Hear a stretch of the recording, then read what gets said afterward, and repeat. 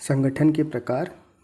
पहला है आपका रेखा या रैखिक या सैनिक संगठन। दूसरा है कर्मचारी और रेखा संगठन। तीसरा है क्रियात्मक।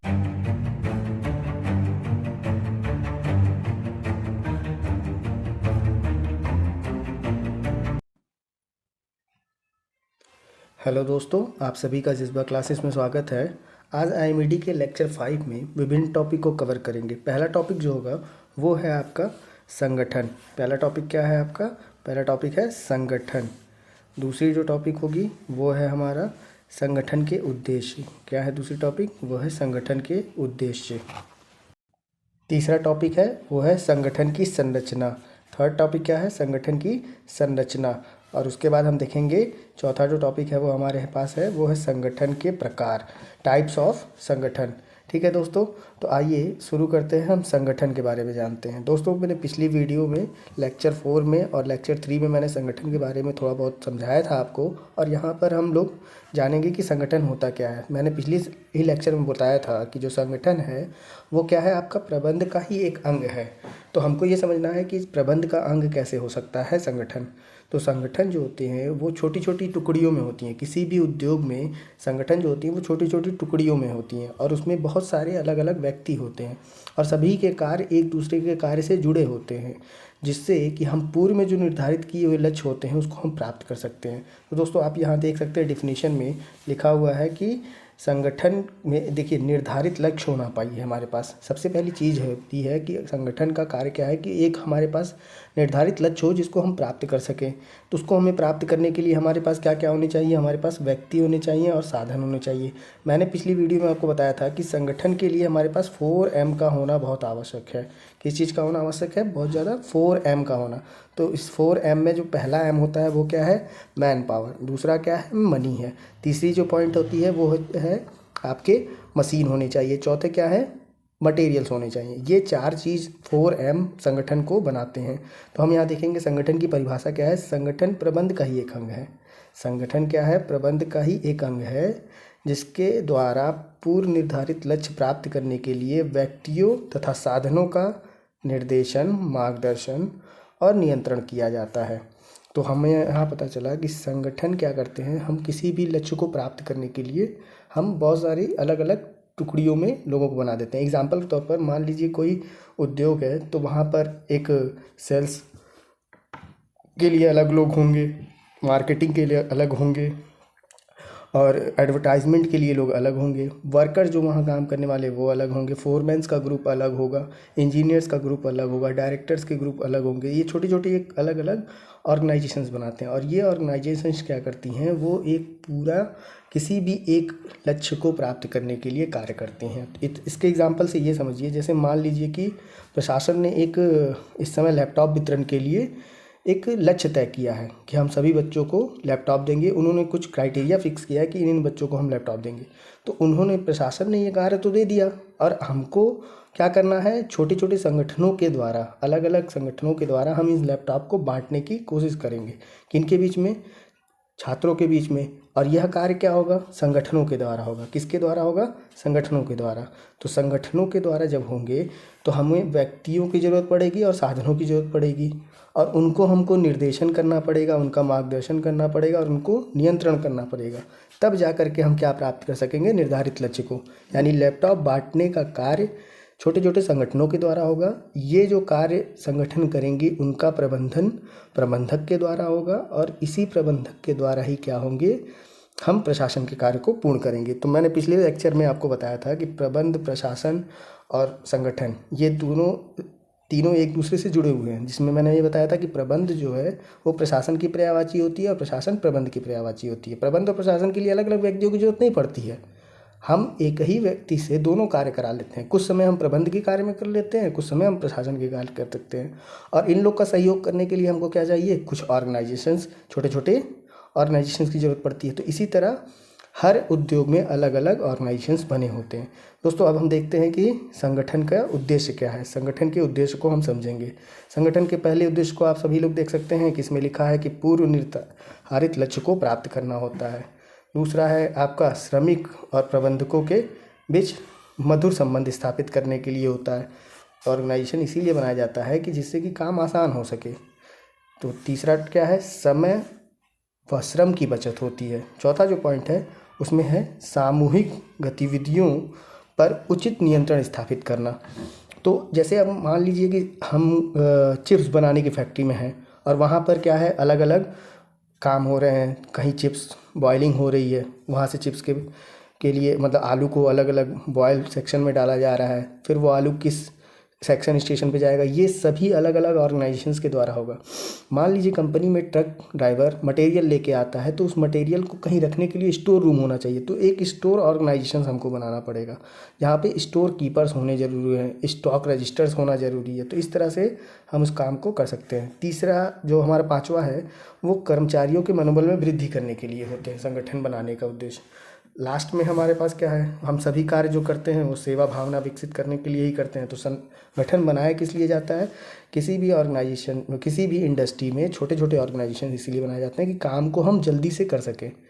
तो इसमें मान लीजिए उद्योग है तो वहाँ पर सेल्स के लोग होंगे, मार्केटिंग के लोग होंगे, एडवर्टाइजमेंट के लोग होंगे, वर्कर्स होंगे, फोरमैन होंगे, इंजीनियर्स होंगे, इन सभी का अलग अलग एक ऑर्गेनाइजेशन होगा।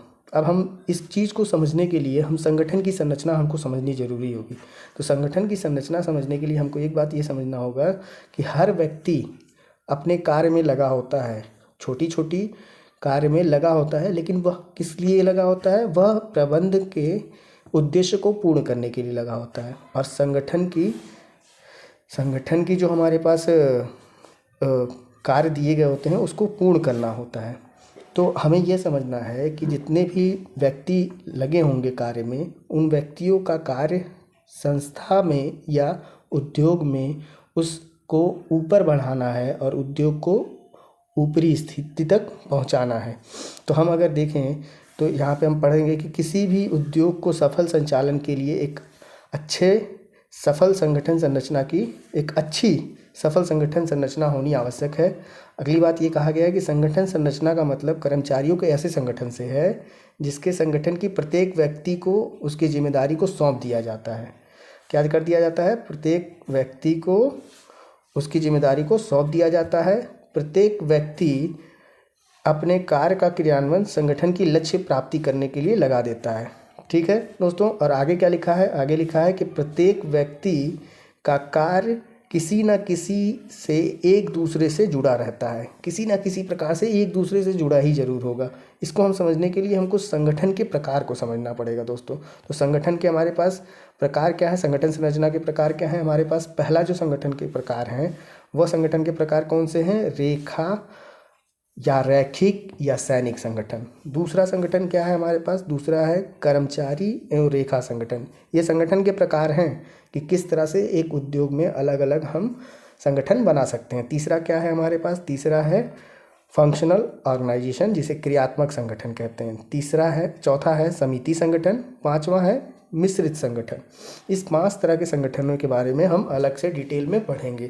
तो दोस्तों पहला हम देखते हैं कि रेखा और रैखिक या सैनिक संगठन किसे कहते हैं। देखिए ये मिलिट्री संगठन, इसको मिलिट्री संगठन कहा, मिलिट्री ऑर्गेनाइजेशन कहा जाता है। इसमें इसका मतलब मिलिट्री ऑर्गेनाइजेशन मतलब ये हुआ कि जैसे मिलिट्री में सबसे बड़े पोस्ट पे मेजर हैं नीचे, फिर उसके बाद अलग आते हैं, सबसे लास्ट में जो सैनिक आएंगे उनके बारे में होता है। उसी तरह से एक हायरार्की बनाई गई होती है कि सेना में जब एक बार सबसे ऊंचा अधिकारी किसी कार्य को कहता है तो उसको सभी लोग मानते हैं, उसमें किसी भी बात का कॉन्ट्राडिक्शन नहीं होता है कि उनकी इस बात को ना माना जाए।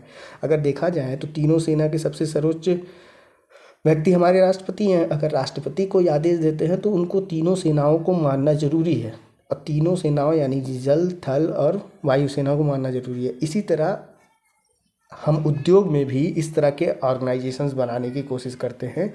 जैसे कि अब इस रेखा या रैखिक संगठन में 2 तरह के संगठन होते हैं, एक तो होता है पीएलओ, दूसरा होता है डीएलओ।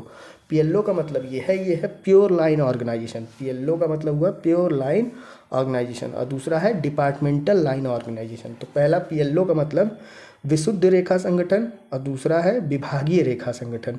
तो रेखा संगठन हमको पहले पता चल गया कि 2 तरह के होते हैं, एक होता है कि शुद्ध रेखा संगठन, दूसरा है विभागीय रेखा संगठन। तो पहला देखते हैं प्योर लाइन ऑर्गेनाइजेशंस में क्या क्या है। प्योर लाइन ऑर्गेनाइजेशंस को हम यहाँ पे स्ट्रक्चर को समझेंगे कि प्योर लाइन ऑर्गेनाइजेशन होता क्या है। तो हमारे पास सबसे पहले आप देखेंगे कि रेखा संगठन यानी लाइन ऑर्गेनाइजेशंस में पहला कौन सा आता है, प्योर लाइन आता है। तो प्योर लाइन में सबसे पहले ऊपर में कौन आएंगे, हम यहाँ देखिए कि सबसे पहले क्या आ रहा है, जनरल मैनेजर। कौन आ रहे हैं, जनरल मैनेजर। फिर उसके बाद कौन आएंगे, प्रोडक्शन मैनेजर। फिर आएंगे सुपरवाइज़र, फिर आएंगे फोरमैन, और लास्ट में सबसे कौन आ रहा है, लास्ट में आ रहे हैं आपके वर्कर्स। कौन आएंगे, वर्कर्स आएंगे। तो हमें ये समझ में आया कि ये लाइन से चल रहे हैं। जनरल मैनेजर के बाद प्रोडक्शन मैनेजर, प्रोडक्शन मैनेजर के बाद सुपरवाइज़र, सुपरवाइज़र के बाद फोरमैन, फोरमैन के बाद वर्कर। तो महाप्रबंधक के बाद हमारे उत्पादन प्रबंधक आएंगे, फिर हमारे पास पर्यवेक्षक टाइप के सुपरवाइज़र होंगे, फिर उसके बाद फोरमैन और उसके बाद वर्कर। दोस्तों फोरमैन कुछ नहीं, आप यह मान के चलिए वह व्यक्ति जो सारे कार्य को देखता है, एक तरह से इंजीनियर्स होते हैं। तो इस स्ट्रक्चर को बनाने की कोशिश करिएगा। और आप लोग ये बात याद रखिए कि पेपर में ये क्वेश्चन जरूर पूछता है। स्ट्रक्चर ऑफ ऑर्गेनाइजेशन में सबसे पहला यही क्वेश्चन पूछता है कि रेखा या कर्मचारी या सैनिक संगठन के बारे में समझाइए। पेपर आप उठाइएगा, प्रीवियस ईयर के पेपर में आप देख सकते हैं, BTUP के पेपर में ये दो क्वेश्चन जरूर आपसे पूछता है और इन दो को मिला के एक साथ पूछता है। तो आपसे क्या पूछेगा, रेखा या कर्मचारी और रेखा संगठन के बारे में, या आपसे पूछ लेगा मिक्स करके कि बताइए कि कर्मचारी संगठन और समिति संगठन के बारे में। दो को मिला के जरूर पूछता है। कभी भी क्वेश्चन ये नहीं पूछता है कि संगठन क्या होता है। अगर आपसे पूछेगा संगठन क्या होता है तो वो पूछेगा संगठन, क्वेश्चन आएगा संगठन क्या है, संगठन के उद्देश्य और संगठन की संरचना को समझाइए। अगर आपसे ये क्वेश्चन नहीं पूछता है तो आपसे डायरेक्ट क्वेश्चन कहेगा कि संगठन के प्रकार को समझाइए, या तो फिर आपको दो क्वेश्चन दे देगा, इन दोनों में से मिक्स करके दे देगा। आपसे पूछेगा कि क्रियात्मक संगठन और समिति संगठन के बारे में बताइए। प्रीवियस ईयर के पेपर में आप देखिएगा ये क्वेश्चन जरूर पूछे जाते हैं। और आपको प्रीवियस ईयर के पेपर में आपको ये बात याद रखना है कि हमें पेपर में कौन कौन से क्वेश्चन आ सकते हैं। तो जो प्योर लाइन ऑर्गेनाइजेशंस हैं वो किसके अंतर्गत आएंगे, रेखा व कर्मचारी संगठन के। दोस्तों ये है IMD का लेक्चर 5 है। लेक्चर 6 आगे हम स्टार्ट करेंगे DLO से, और DLO में देखेंगे कि क्या क्या है, DLO में कैसे हम ये देखेंगे कि डिपार्टमेंटल लाइन ऑर्गेनाइजेशन काम करता है और किस तरह से प्योर लाइन ऑर्गेनाइजेशन काम करता है। इसके बारे में हमने देखा कि कैसे जनरल मैनेजर हैं।